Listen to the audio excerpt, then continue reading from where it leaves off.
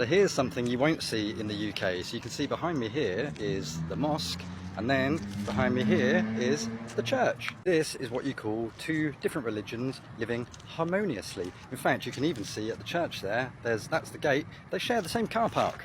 Unfortunately, in the UK, there's this narrative at the moment, which is that Islam is some sort of a threat to Christianity. But of course, anyone that has studied either of those two religions, which if you want an opinion on them, you absolutely should, would know there's absolutely no reason for a mosque and a church not to share the same space. And this, of course, is just one example of the sort of religious harmony you see all over Malaysia, a predominantly Muslim country. However, interestingly enough, I'm currently in a state called Sarawak, which has a Christian majority. Again, an idea in the UK that would absolutely infuriate people. Imagine if you had like a Muslim majority in like Surrey or something, people would just go insane. In fact, even now when you do start to get bigger Muslim populations in certain towns in the UK, people act as if the entire country is being overrun. The mosques are not a threat to churches, far from it. The biggest threat to churches in the UK is people not going to them. Church, mosque, everyone getting along. It's really not that difficult, is it? Di banyak negara, perbezaan budaya dan agama menjadi punca perpecahan.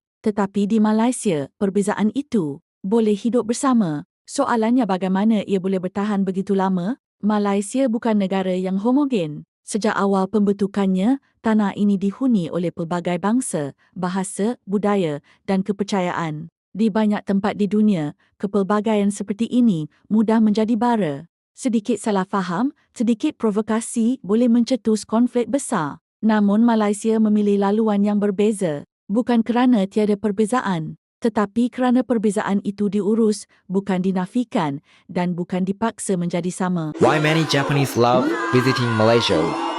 This is more than the New Year's Eve countdown. Malaysia officially steps into Visit Malaysia 2026. Music, lights, energy. The city is alive, and then something beautiful happens. Malay singers performing a Chinese song. Different cultures, one stage, people of all races singing together, getting hyped together, counting down together. This moment really hits my heart. Before the countdown even begins, the country is already united. This is Malaysia. Visit Malaysia 2026. The world is invited Malaysia. Budaya dan agama di Malaysia tidak diletakkan sebagai hiasan. Ia menjadi sebahagian daripada rutin harian. Daripada cuti umum, kepada makanan, kepada cara bertegur sapa. Pelancong dan pemerhati luar sering terkejut. Mereka melihat masjid, kuil dan gereja berdiri dalam jarak yang dekat. Mereka melihat perayaan berbeza diraih secara terbuka. Dan mereka bertanya, bagaimana negara ini mengekalkan keharmonian tanpa memadam identiti sesiapa? Jawapannya tidak mudah. Ia hasil pilihan berpanjangan dalam dasar, dalam pendidikan dan dalam sikap masyarakat. Di Malaysia, hormat bukan slogan. Ia dipelajari sejak kecil, dalam keluarga, di sekolah, dalam masyarakat. Orang belajar bahawa perbezaan bukan ancaman tetapi realiti yang perlu difahami. Setiap agama mempunyai ruang. Amalan dihormati, pantang larang difahami. Ini mengurangkan rasa terancam yang sering menjadi punca konflik di tempat lain. Malaysia tidak hanya bertoleransi, ia hidup bersama, makan bersama, bekerja bersama, meraihkan bersama. Hubungan ini membina empati harian yang suka dipalsukan. Hari Raya, Tahun Baru Cina, Deepavali, Christmas. Bukan hanya untuk penganutnya, ia menjadi ruang untuk memahami, bukan mencurigai. Sekolah menjadi tempat pertama anak-anak belajar tentang perbezaan. Bukan melalui teori semata-mata, tetapi melalui pergaulan harian. Kerangka undang-undang membantu menjaga keharmonian, bukan untuk memadam identiti tetapi untuk mengelakkan provokasi melampau.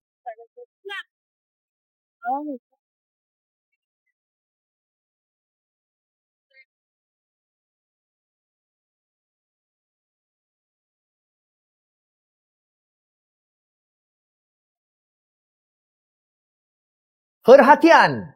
Perhatian! Dengar sini semua.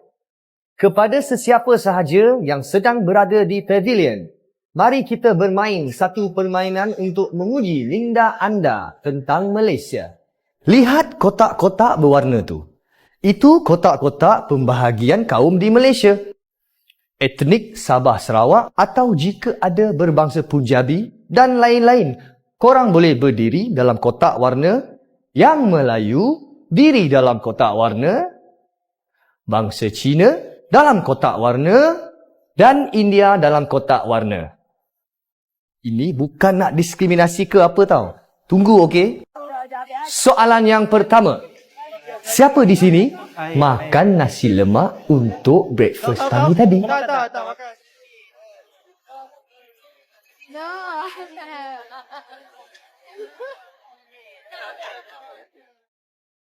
Okey, sila kembali ke kotak-kotak anda tadi. Siapa di sini suka badminton? Tak kisahlah main ke, tengok je ke? Semua masuk. Semua masuk. Okey, balik ke kotak asal. Siapa di sini yang lahir pada bulan Ogos? Go, go, go. Walaupun media sosial sering panas, arus perdana lebih berhati-hati dalam memainkan isu sensitif. Ini menurunkan risiko api kecil menjadi kebakaran besar. Dalam lanskap berbilang kaum, pemimpin tidak boleh terlalu ekstrem. Tekanan masyarakat sendiri memaksa pendekatan sederhana. Apabila provokasi muncul, ramai rakyat memilih untuk tidak terikut. Sikap ini walaupun senyap sangat berkuasa. Kritikan ada, perbezaan pendapat wujud, tetapi kebencian terbuka tidak dinormalisasikan sebagai hiburan. Ini memelihara ruang awam yang lebih selamat. Apabila kehidupan saling bergantung pekerjaan, perniagaan, perkhidmatan konflik menjadi mahal. Malaysia memahami ini sejak awal. Sejarah rantau ini penuh pengajaran. Malaysia memilih untuk belajar bukan mengulang kesilapan. Agama di Malaysia lebih kerap ditekankan sebagai panduan moral, bukan alat permusuhan. Ini perbezaan besar yang jarang disedari orang luar. Malaysia tidak cuba menyembunyikan kepelbagaian. Ia menjadi sebahagian daripada identiti. Dan dunia menghormati negara yang jujur dengan realitinya. Jika Malaysia boleh mengekalkan keharmonian dengan kepelbagaian yang begitu kompleks, kenapa banyak negara lain gagal? Budaya dan agama dihormati di Malaysia bukan kerana tiada perbezaan, tetapi kerana perbezaan itu dipelihara dengan kesedaran. Keharmonian bukan keadaan semula jadi. Ia pilihan yang dibuat setiap hari. Soalan terakhir bukan adakah Malaysia sempurna. Soalan yang lebih berat ialah, adakah kita sanggup terus memilih hormat walaupun dunia di luar semakin bising dan ekstrem? Kerana keharmonian tidak runtuh secara tiba-tiba. Ia runtuh apabila rasa hormat tidak lagi dijaga. Malaysia Truly Asia is not a slogan. Malaysia Truly Asia is we respect and love each other because unity in diversity and harmony in diversity. Let's make it very clear. Next year is Visit Malaysia year. The dinner was actually held by private sector. Joint effort with our government, of course. The name of the dinner is also Global Travel Meet. So it actually cater for foreigners, foreign guests. And the dinners actually attended by various sectors. Of course, we have Muslim, non-Muslim. And to serve liquor in commercial event is normal. Of course, we will never ask our Muslim friends to drink, but it's a commercial event, and the name itself also tell you that it's a global travel meet, and it's organized by NGO and also private sector. It's like any dinner, a commercial dinners, and the target is international audience. Please be reminded, Malaysia Truly Asia is not a slogan. Malaysia Truly Asia is we respect and love each other because unity in diversity and harmony in diversity. While we respect our Muslim friend, of course the non-Muslim also shall be given the liberty and freedom. That's why we say that the liquor is actually targeted at foreigners. That global need, I was informed, they managed to secure 420 million deal. That is a good income for our country. So when doing business, just like doing in any commercial function, I ask all parties not to make a mountain over a mole. Do not find faults and then keep on have counterproductive issues, which is not good for Visit Malaysia year 2026. We need to project the image that we welcome tourists from all over the world. Semua orang kena faham lah, kan?